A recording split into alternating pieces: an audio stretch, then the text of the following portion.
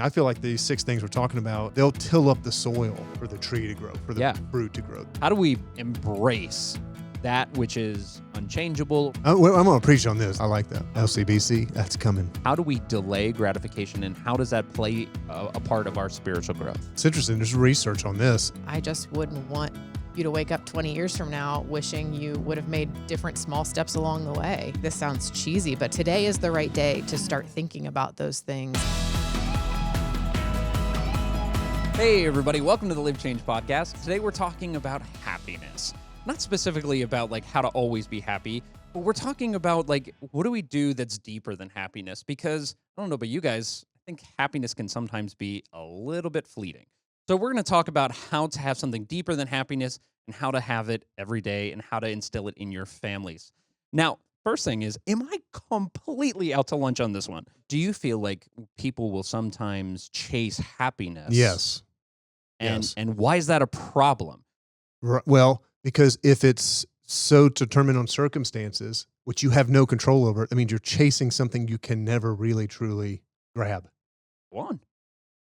I don't have anything else. Well, but I think it's the difference too of feeling it in a moment versus like coveting something that's like out of reach. Right. And so like I think there's something to, and then that has a whole different rabbit trail of like contentment and like comparison and all the things when you're looking for, when you're seeing others be happy, and then like there's a balance to strike. Like the goal isn't to go get the same happiness as someone else. Mm-hmm. So I think it's like also very much how you like are wired to be happy. And so when you start chasing it, then I think that's when that emotion can feel emptier. You just made me think. There's an ancient wisdom book in the scriptures, which is Ecclesiastes. A lot of people think it was written by King Solomon, and one of the wisest men. So he wrote Book of Proverbs, Song of Solomon, or the Song of Songs, and then Ecclesiastes. Oh no, Ecclesiastes. Yeah. Oh, Jeremiah wrote Lamentations. Never mind. Sorry. Anyways, so he says this is how he talks about it. He talks about it like chasing the wind, and he says, I pursued sex. Talks a whole bunch about that. Had more than, well, he had a bunch. That didn't do it. Chasing the wind. So then he turned towards power, building a kingdom, starting a company, basically the largest company in the world. I mean, like he was like an empire. He wanted to build an empire. That didn't do it. Chasing the wind. And he talked about leisure. Like, all right, then I'll just sit back and I'll relax and I'll basically just get grapes served to me. That didn't do it. So I think that's what you guys are, and that's what I'm hearing you guys say is like there is an aspect sometimes where it's chase. If you set your sights on, I'm going to pursue it, and it's like chasing the wind. If you're trying to always catch up to it. Yes. That next dinner, the next thing, that's just chasing the wind. And if you start to look at our society, it supports always doing that. Mm-hmm. So a good example is like I have, let's say I have credit card debt. If I have credit card debt, but I really want to take this vacation, and it's like, open up another credit card because you deserve. Mm-hmm. You deserve to be happy. You deserve to have those memories with your family, and it's a good thing. You see how it's a good thing? Being happy isn't a bad thing. It's a good thing. And going to Disney with your family and dropping $80,000 on mouse tickets is a good thing, isn't it? I don't know, because now you're in debt, all this money, and you chased happiness for the moment, and it's like you've put off saving for retirement because it's not an immediate gratification. Or if life isn't happy, Joanna, you go home and like maybe this is you. I don't think it is, but I'm going to give you a situation. You go home and it's been really stressful, really, really angry about like work or anything like that. You have to work with me, and as pleasant as I may be, maybe I had a bad day too. You go home and you go like, I'm just miserable. You know what I'm going to do? I'm just going to shop on Amazon. And I'm just gonna buy a whole bunch of packages, and on Tuesday it is gonna be like my birthday at the mailbox. And you chase happiness. Or someone might be like, something, I chase happiness, so I'm gonna escape by binge watching, and I'm gonna stay up till 1:00, and I'm gonna finish this show because that's gonna make me happy for the moment, and maybe not for the long-term health, or it's drinking or whatever it is. But my point is, we have a tendency to, if we chase happiness and want to eliminate discomfort or pain, we can do some really bad stuff. And like Solomon said, you can chase it all you want. It's going to always escape you, or it's Mhm. always going to leave in the middle of when the check comes, happiness leaves. Yeah. Happiness won't pay the check. Yeah. So, but is there a difference between happiness and joy? And Jason, you were starting to get at that. So- I think so. Yeah. I mean, I feel like everything we've been talking about, at least, happiness seems to be more predicated upon sort of the circumstances that were. And again, I'm not saying it's bad. Like I want more good circumstances in my life than bad ones. However, I'm not stupid enough to know that it's going to all be great circumstances. If my happiness tends to be tied up in a little bit more, what do you call it? Tangible, sort of circumstantial types of things, right? So joy seems to be something that's cultivated in an interior place that kind of transcends or can transcend circumstances. And so, I'm sure we all know people who have gone through horrendous circumstances in life who have maintained a sense of God's good, we're okay, even laughter, even, I mean, like that they're able to stay in this place. And that seems to be what the Bible at least describes as joy, which is one of the fruits of the Spirit. We shouldn't forget that, in Galatians 5, it says that this is the kind of fruit. In other words, this is the kind of life that God will produce in you as you continue to hand your life over to him. And it's love. You're going to see evidence of more love. And then joy is the next peace, patience, kindness. But joy is right in the middle of that, which I think is interesting. And those fruits aren't something you can will. An apple tree is not willing itself to make an apple. It does make apples because it's because it's an apple tree. It's a natural sort of outworking. Joy seems to be a natural outworking. The more and more we connect to Jesus and the more we allow our lives to be sort of handed over to him, that joy that seems to transcend circumstances. So if there's a mom that's overwhelmed and it's like, I'm not happy right now, like lean in, okay? Lean in. You're going to take one of these away and it's going to be a really good thing for your heart and soul. So the first thing we're going to talk about is number one is to stay grateful and content. So how do we remain deeply grateful in all situations? Like you said, like sometimes there's uncomfortable situations. There's going to be pain, but how do we stay grateful amidst that? Yeah. Yeah. So I think even back to the joy versus happiness or just some of the differences, to me, also joy is more deeply rooted. And so I think gratefulness is also something that's more deeply rooted. And so I would say for me, just thinking through like the foundations that I already have built in my life. So even where you were just sharing around the fruits of the Spirit or the inside working of what God's doing in you, knowing that that's the foundation that just for me personally that I'm starting out of, knowing that God is good, that he has my back, that he wants just what's best for me. It doesn't mean that it's always going to be easy. Yeah. And so even in the situations that are hard, like I know that it's rooted in a place of contentment and God's just the want of joy and gratefulness in my life. So again, I just made that sound so easy. It's not necessarily, but I think again, like that, it's more deeply rooted and just a part of who you are, where just the happiness I think can be just more of that, like So- fleeting. But Does that make Jace, sense? yeah, it makes a lot of sense. But is gratefulness a state of being? Is it like, like I'm in a state of being grateful, or is it a choice you make? I A think choice. it's a choice. Okay. Yeah. Well, explain. Well, you can always choose gratitude.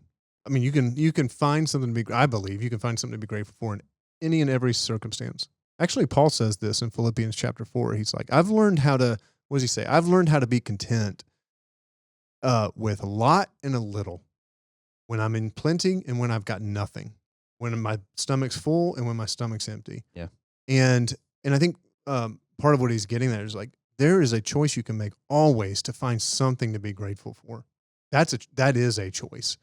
And it does begin to reset our lens and our framework when we're facing circumstances and seasons of life that are challenging, that, again, circumstantially would not appear to be happy, quote unquote. But you're cultivating. I feel like these 6 things we're talking about, to go back to our fruits of the spirit. I think what you're saying today is, hey, these 6 things will they'll till up the soil for the tree to grow, for the fruit to grow. This is how you till up the soil to plant. And I think the first way is you choose to be grateful. You choose to be grateful.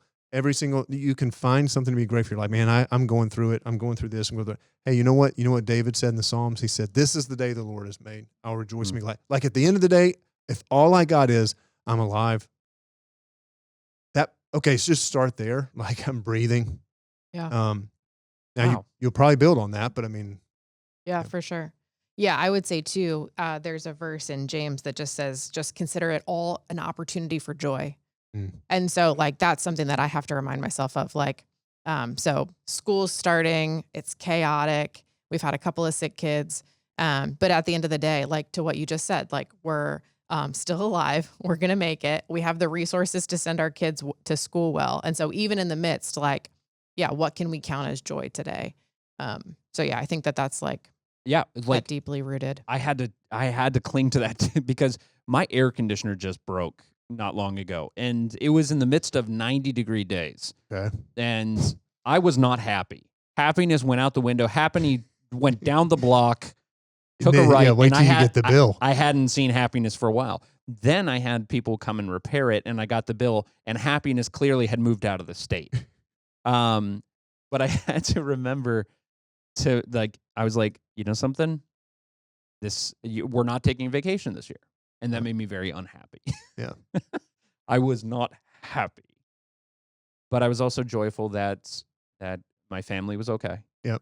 That I had to be joyful that, God had provided us with air conditioning in the first place. What a first world problem. Like, I am not cool enough. So I had to remind myself. What's interesting is in that passage I was just reading, I was actually pulled up here, the Philippians. He says, I've learned the secret of living in every situation, whether it's a full stomach or empty, plenty or little.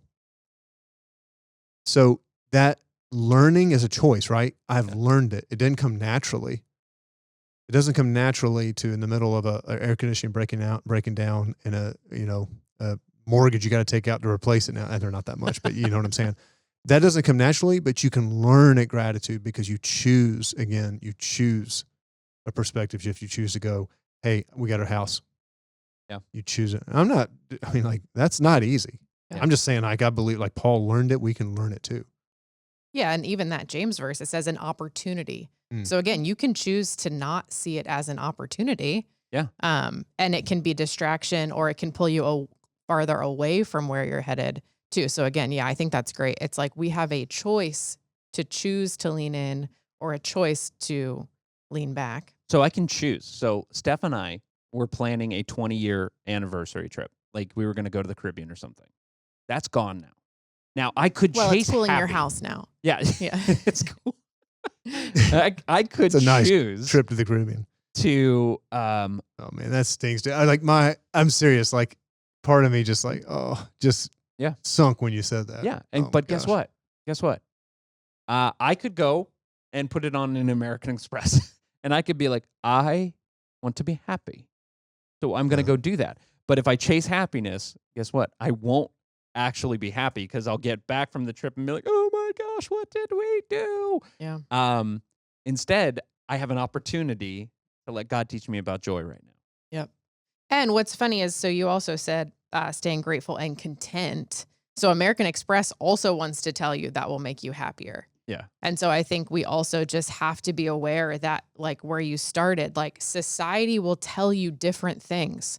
Like we have to remember as Christ followers, we are living countercultural, in countercultural ways than what the marketing companies are telling us or what our Instagram scrolling is telling us. Because I would bet you that, your trip would also look really great on Instagram. And we would all be like, oh, Chad and Steph, how cool is that? But again, like internally, you guys then would have to be dealing with kind of the consequences of like what it took then to chase that. And the world would is tell countercultural. That. Yes. And the world would tell me I'm okay. Yep. The world would tell me you'll deserve figure it out. It. Yeah, totally.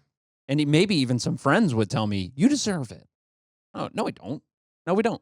Like, we're gonna chase something deeper, which Well, and leads what's me. funny is you might deserve it, but Mhm. that doesn't mean you have to make the choice to do it right now in that way. And this is what leads me to my second point, which is, so we started this by talking about, stay grateful and content, but it also is about delaying gratification and understanding that we can't always be happy. So like Jason said, we can be happy, but sometimes happiness isn't immediate. Yeah. It's delayed. So how does self-discipline and self-sacrifice play a role in building joy? So like in the scenarios that we're talking about. So like how do we delay gratification, and how does that play a part of our spiritual growth? Well, it's interesting. There's research on this just from um, this secular standpoint. There's research that shows that attaining goals and delaying gratification or denying oneself in the pursuit of something, a goal that you have, releases dopamine. I mean, like there is, it does create joy in your life. The attainment of things that you set apart, delay your gratification in order to pursue something. It's one thing. Y'all remember layaway? Y'all probably don't remember that. Yes. You know what I remember mean? that. Yeah, you My- were retail. Did you do Mhm. layaway in your high-end retail places? No, but I think I shared a while ago, my first job or my second job was at Kmart. So I remember working the layaway counter at Kmart. Man, is there a picture of Joanna working at Kmart? There has to be. I don't know.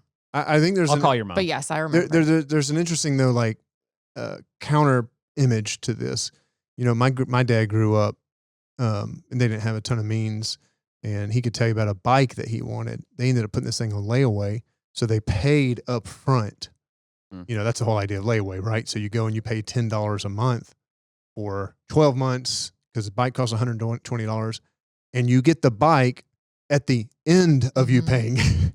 Yeah. Not you get the bike and then have to pay for it. Is it any wonder layaway is not a thing anymore? Because Yeah. people are like, there's another way. There's another way. Let's get that bike now. How many people so when my dad gets that bike though, oh my goodness, he's been waiting 12 months and it's paid for and it's whatever. All right. Now, how many things do we go ahead and get instantly and they go in the attic and we don't even see them again? And so I'm more just trying to draw a word picture there of there's something about joy of waiting. There's a joy of longing. It creates longing. And these are things that we associate negatively. They're actually positive. Longing creates positive emotion. You know what I mean? When you experience the fulfillment of that longing. So I think that's tilling the soil up for joy. Sometimes it's just asking, hey, I may need to delay getting that now, but I'm going to enjoy it later. So, Joanna, how do you do that when you have a family, though? Let's say you're the person, it's kind of the spiritual leader of your family, and you know that we're going to practice delaying gratification right now. But your spouse and kids are ready for immediate gratification. How do you do that? Yeah. So I think for us, even to just stay with a financial example, like we talk about what that looks like in our house. And so, like, it's funny, there are times where Finn will ask, hey, has the budget started over yet? Or one of the vacations. Dude, Finn, I know, love he's this the guy. best. And it's because he knows that when that happens, other things can also happen. Unlock. Yeah. And so it's like we have We're getting chocolate milk, Mom. totally. It's like That so we budget have reset. like a restaurant envelope. You know what I mean? Yeah. And so he knows that then that happens, and then it's like, cool, we get to pick like the place we're gonna go out to eat. Or there's times where we have vacation coming up, and like the kids are like, can we go to Chick-fil-A? And it's like, hey, not today, but vacation is coming, and Dad and I planned that one of the nights we're going to go out to eat. And so I think that's like such a like minuscule example, but I think we've just really tried to build some of that language into our family, because that wasn't necessarily how I grew up. And again, not right, wrong, or indifferent. It's just, we're just trying to figure out like, how can we have great conversations? Because I remember as kids, my goodness, me and my brother would badger my mom for like, can I have the new Barbie? Can I get the Pokemon pack? Whatever. And it's like, one, sorry, Mom. But two, like, how do we just have more of a conversation about it? What does that do for Finn, though? Like, imagine that. Well, it's not always great. I mean, it might sound like he's curious, but also it's frustrating. Yeah. And so I think just being honest about that too. And then What that's did okay. you do for your kid though? Because he's going to get to college. Yeah, it's like, I don't know. You tell me. What did I Like, do for him? Here's what I think. World according to Chad. I think what you did is for your kid, he's going to get to college and he's going to be studying. And there's going to be a group of people that are like, dude, we're going to Sheets and we're going to stay out. And notice that's my form of partying. My college was very different than other people. You're so Sealands Grove, Pennsylvania. We're going to go to Sheets, Y'all MTOs. wanna go Sheets and But he's going to go to college and he's going to say, no, I have to do this. He's been taught that delayed gratification is a good thing. Like, I'll be able to go out with you guys on Friday, but I can't tonight. Yeah, And, I hope so. Like, that's huge. And, like, he's learned that that's okay. Yeah. But if you came from a, like, we're going to go out anyway or when, well, guess what? He's like, I want to have happy today. I don't want to have happy Friday. I want to have happy today. Yeah. So the other thing we're going to talk about is, so it starts with, stay grateful and content. We're going to delay gratification. But the third thing is limit comparison. So limit comparison is, how do we reduce comparing ourselves to others on social media? So what are ways you compare? How are ways that we compare ourselves to others? What are some other ways? Well, I mean, it's limitless. We compare materially what we have versus our peer groups, our friend groups. They've got this, they got that, they've got that. We compare our abilities to others' abilities. We compare our giftings to others' giftings. We compare other success or perceived success to other success. I mean, it's limitless on this one. Yep. And it will certainly rob you of joy. Because you'll get your eyes off of who did God make me to be, and you're all you will see when you compare. You can't help it. That's the whole nature of comparison, is what you're lacking. That's the whole nature of comparison. I never compare myself down. I never compare myself to, hey, I'm going to go look at some teenagers and what they don't. Oh man, I have so much. You always compare up. Oh, that's fascinating. So because of that, there's always a gap.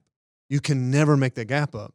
And if you, by the way, get there, you have another up that you're comparing to. So it really is again, chasing the wind. It's a chasing the wind. That will rob you, man, of what you have been given. So you're saying we rarely compare ourselves to someone that lives in Haiti, but we often compare ourselves to the people that live in the neighborhood down the street, Well, the yeah, bigger well, neighborhood. yeah. Because it's not even the neighbor down the street. It's it might be. It's just, it's up. It's always a level up from you. So the way you know this is because when you were 23 and you were like, man, if I just made this much money, I'd be totally happy and content.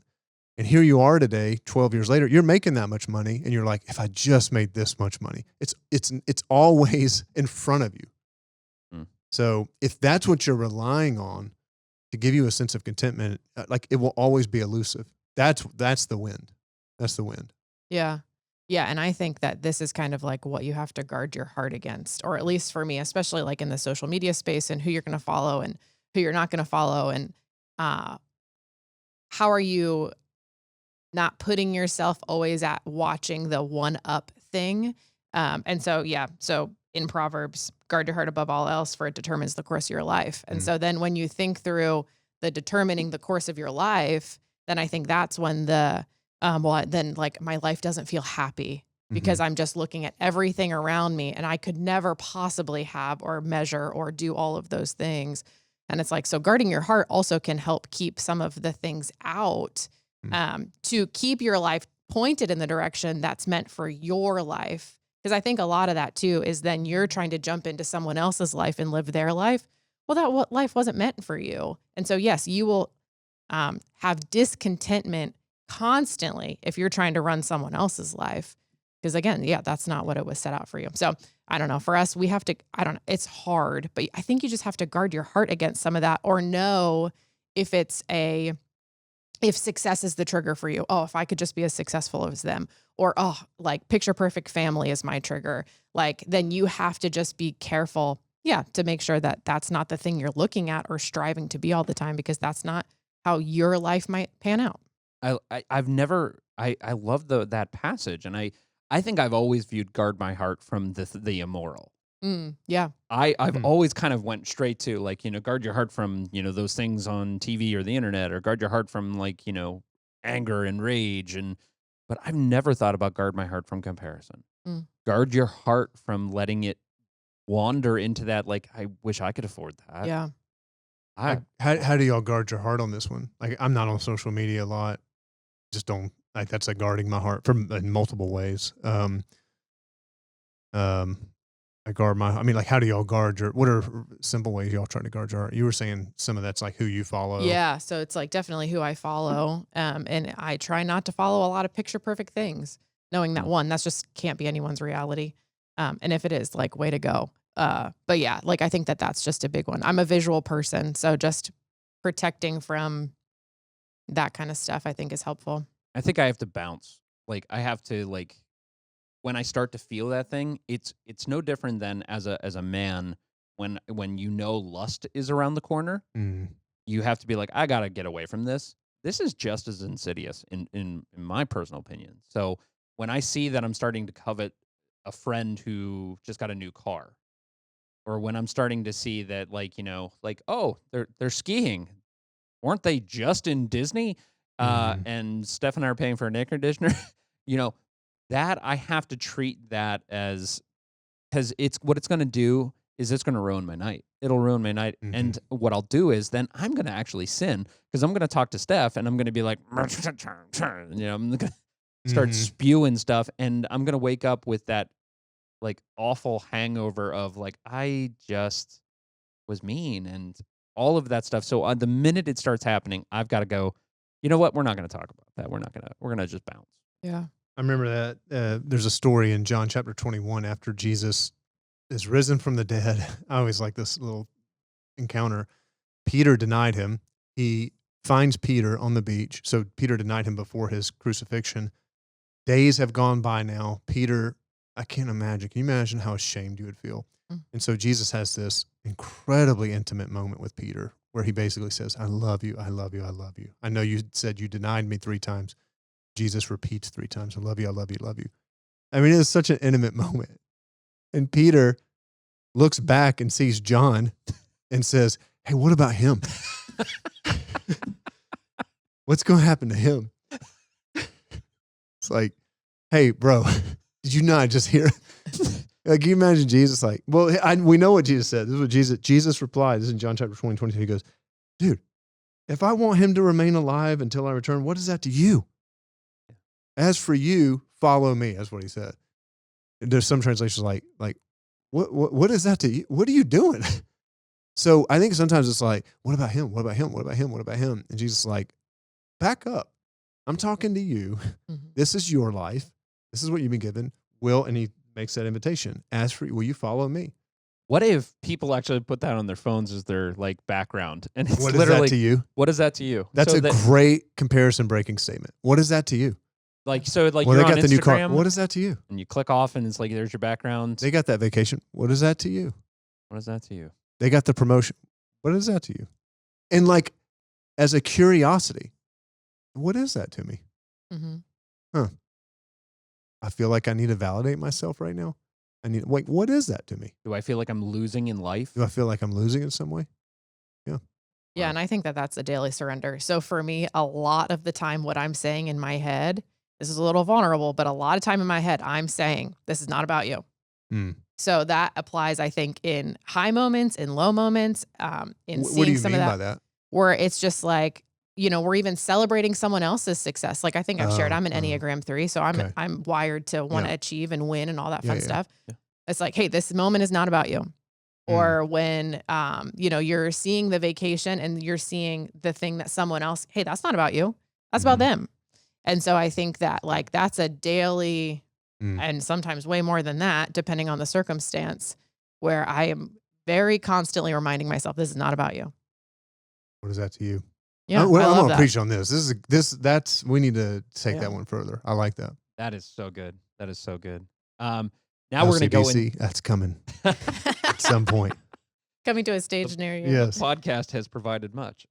So we stay grateful. We delay gratification. We limit comparison. We embrace imperfection. So that's our next one. How do we embrace imperfection? How do we embrace that which is unchangeable, or embrace that which we can't remove for right now? Like, this is the person that, and let's get deeper just a second here. Like, I talked about the unhappy marriage, or we embrace the fact that someone has passed, and that happiness of that person being in your life is not going to be back. Or we don't look like that person, and you could do plastic surgery all you want, you're never going to look like that person. Or you aren't as you're not as intelligent as that person, and they are able to coast by. Or you're not as fast as that person on the track, on the track team, whatever it might be. How do we embrace the fact that we're not always going to measure up to the other people? How do we embrace our imperfection, or the circumstances of our life that we feel are imperfect? I feel like part of it is recognizing that there's no finite arrival point. And so I'm not just going to wake up one day and be like, everything in my life has clicked into place and I have arrived. Like, I have arrived at the perfect amount of happiness and joy and all of the things. Like, that's just not going to happen. And so I think I've had to really work to move the words like perfect and perfection just out of our vocabulary, even to recognize that, like, I'm not going to arrive there. And so I think part of it is just recognizing that and being okay with that. Mm. And then what do you need to do to, like, fill in that, whether it's the contentment gap or the happiness gap or the joy gap, to move closer to not trying to live in perfection. I like that. What you made me think of, Joanna, is my word is, you're using like perfect and all that. My word is best. Like, that word creeps into my thinking, or even just my personality. Like, you talk about Enneagram 3, I definitely would resonate with that sort of type as well. And so I think I don't want to be a dad. I want to be the best dad I can. I mean, like, that word just makes its way into things a lot. And that's a really high standard to try to live up to. And I guess if you're not careful, if we're talking about how do you till up the soil for the fruit of joy to grow in your life. And if one of the ways is you embrace imperfection, I do think that there's something to this, because giving yourself grace, like, no, I don't have to be the best. I mean, in the sense of perfect and never get it wrong. I need to be the best in the sense of the best for Silas and Sienna and Solomon, which means sometimes I'm going to get it wrong and I just apologize. Like, that's being the best dad. I mean, it's not that I got it right the whole time or whatever, or in my relationships or in work or in leading, in your company or in the marketplace or the teams that you're on. So I think just be careful what we tell ourselves and being mindful of what we tell ourselves. I like that. And for me, I think I could close this part by saying it's about accepting what we cannot change. And prayerfully looking for the things that we can change, and not escaping, not doing unnecessary coping mechanisms, but just accepting the things that we cannot change. As a matter of fact, a lot of healing from people with addiction and struggles have had to accept that I can't change how I've hurt people in the past. Yeah. I can't take away my bad actions. I can't take all those away. I got to accept that I cannot change those things. And I have got to embrace some of that. But there is some good in saying that when you let go of the things you cannot change, you can pursue the joy that is deeper. And recognizing that if it takes undoing what's already been done or what can't be changed to be happy, you're never going to be happy again. But if it's saying, I accept that there's some things I can't change. I accept what happened to me, or I accept what went on with my family, or whatever it might be. You accept that and say, like, I accept that that's happened, or I accept that imperfection. Yeah, that's interesting. I mean, because we've been talking about from a personal decision sort of standpoint. You're talking about it circumstantially, and I like that. It's a pretty good place when you get to in life when you realize nothing is owed to you. And that is not a real popular thing to say in today's world, because everybody, it's actually more advantageous to play victim or to see yourself in a victim role in some way, shape, or form. And so something is owed to me. The reality is, what the scriptures describe at least as a world that's broken, a world that's like, other than common grace, and common grace is basically grace that everyone receives because of the benefit of living in a world that God is present in. Saving grace is when you make a decision to follow Jesus. Common grace is for everyone. I woke up, there was sunshine today. It rains on the wicked and the godly alike. Mm-hmm. That's what Jesus says at one point. That's common grace. So, like for their crops. My point is, other than that, like, there's nothing that's owed to us. There's nothing like, accepting that life isn't fair is freeing.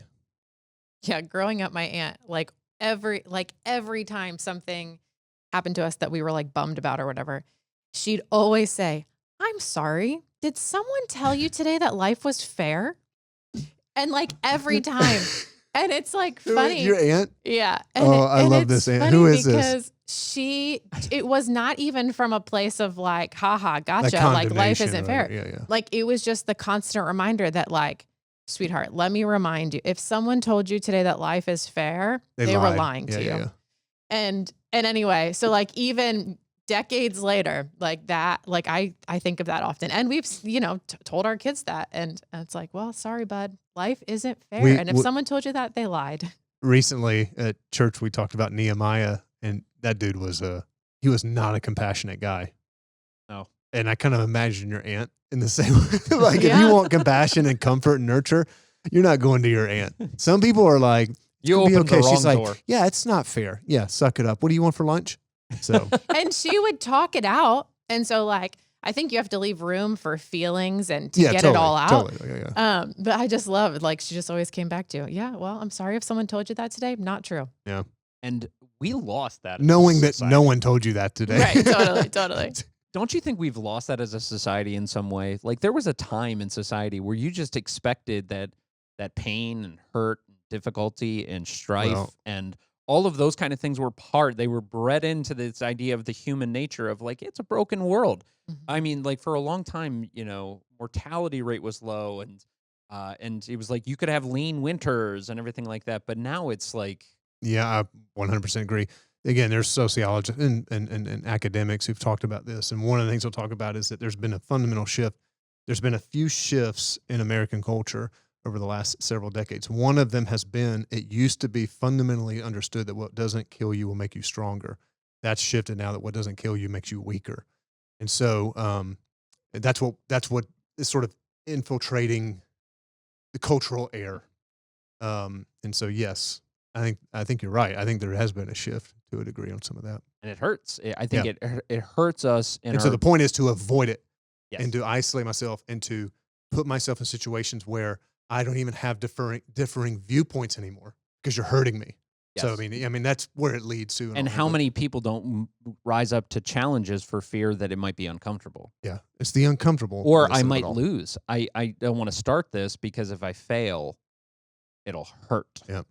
And that's where I think then happiness or unhappiness can stay surfacey. Like, I think a lot of what you guys just shared too, like going through some of that like adversity, that's also like what cultivates richness and deepness. Totally. Character. And so I think that also can be a distinction of that happiness, joy, where like joy is like that deeply rooted, that stable, that richer emotion behind the surface of happy. Yeah. And I think when we try to just protect ourselves from all of the things that bring richness and character, or adversity, then yes, we can just stay at that very surface level. Well, I'm either happy or unhappy. And I think you can accidentally miss out on so much more by trying to just that like bunker or that like protection. I love this.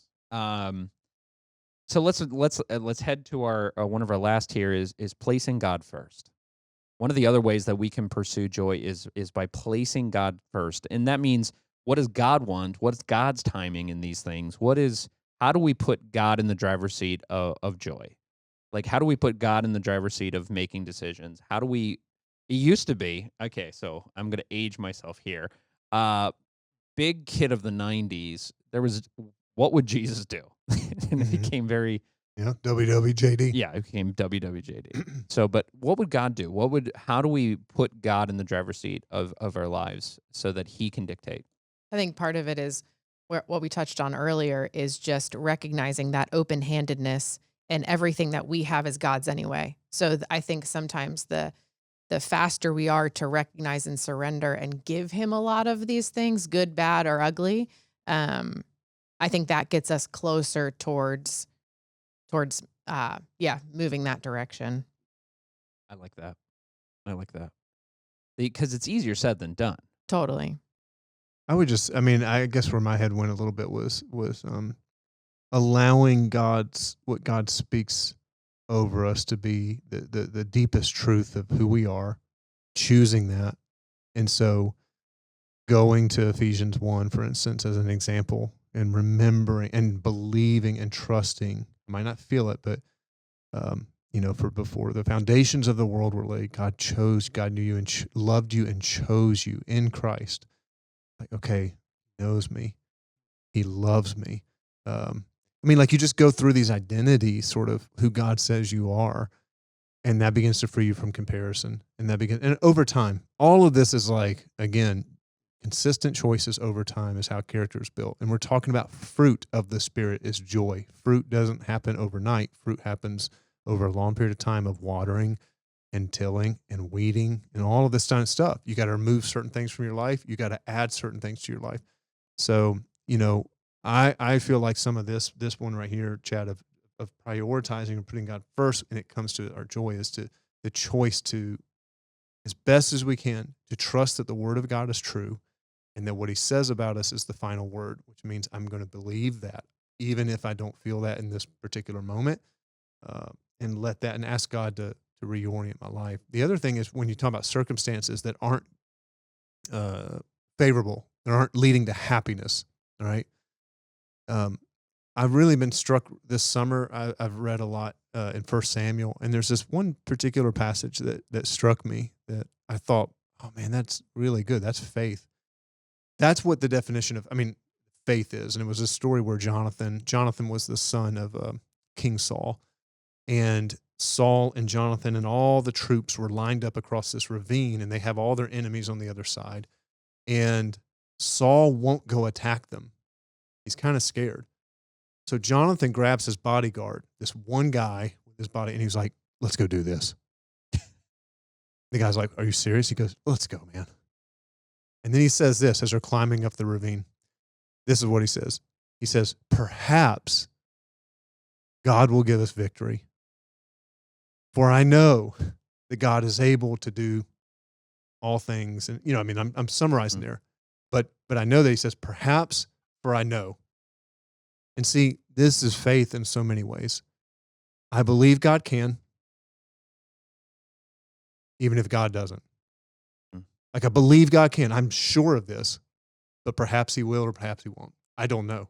And I feel like that's trust. And so many times when we're talking about these circumstances that, like, I haven't gotten where I wanted to get in work. And I know, you know what? I believe God can if I say faith, but I don't know if he will.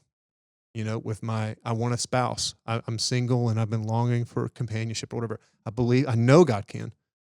Don't know if he will. That's faith. That's faith. Wow.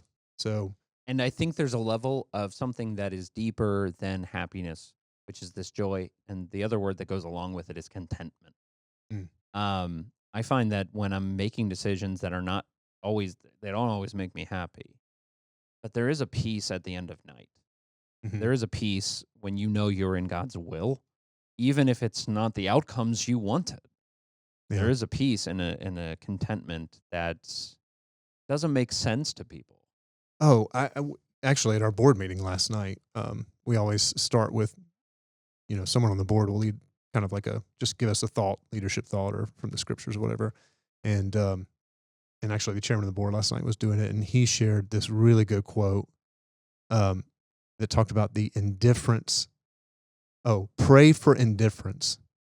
The indifference from other people's opinions. because she was like, the author, Ruth Haley Barton, was like, you're able to be indifferent to the opinions of others when you're so um, not consumed by, but convinced of the will of God for your life. The clearer you are on God's direction for your life, the more indifferent you're able to be to criticism or whatever it might be. Like people the things that rob us of joy sometimes, Yeah. right? The insecurities and all that. It's like, man, I want to be ruthlessly indifferent to all that.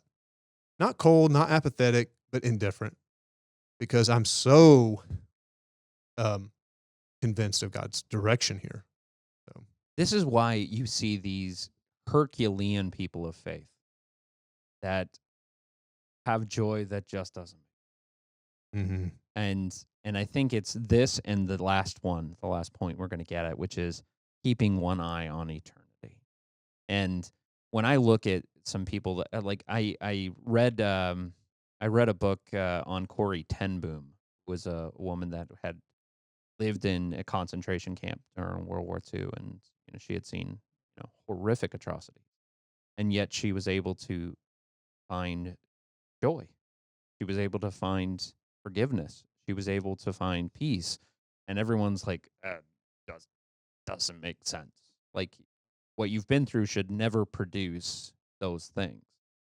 And yet I think it has a lot to do with the fact that of her putting God in her life, making sure that God was at the center of her life. And I think she had one eye on eternity.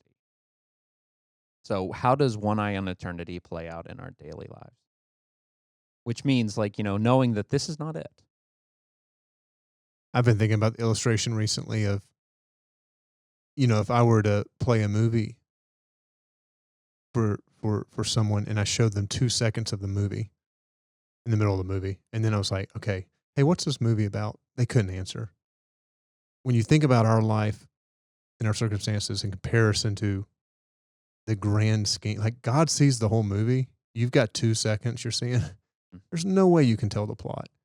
You don't know how, you might just be in the opening credits. You have no clue. And to me, that's what it does when I begin to keep my eyes focused on the grander thing happening.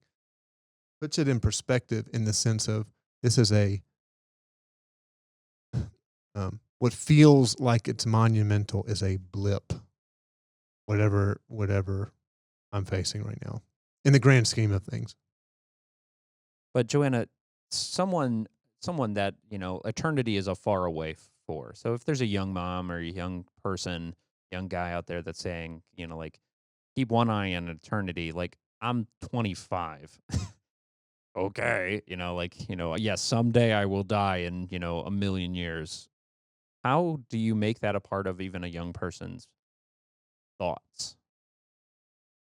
Yeah, I think some of it is recognizing that it's small choices over time build the longer narrative of your life. And so I think sometimes the closer we can be to trying to make those small decisions today, I mean, regardless of where you are, like kind of in the spectrum of your story, then the closer you'll continue to move towards fruit, joy, more richness for the longer story or the whole story that God has for you.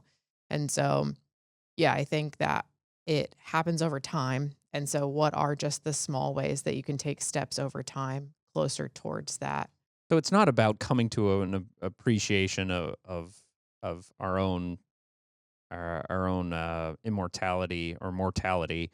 It's about making choices that have eternal consequence. It's about focusing on that there is a bigger story. Yeah. Yeah, I mean, especially like as a young person, I just wouldn't want you to wake up 20 years from now wishing you would have made different small steps along the way. And so like I Yeah. think deciding some of that stuff now, whether it's how you're building your budget or whether it's how you're having conversations in your home or whether it's how you're guarding your heart. Like this sounds cheesy, but it's like today is the right day to start thinking about those things and taking small steps over time. So again, so the trajectory of your life is pointed towards what God has in store for you and just not missing out on that. I was reading 2 Corinthians as you were talking. I just pulled it up, and this is how Paul talked about it. He just said, "This is why we never give up.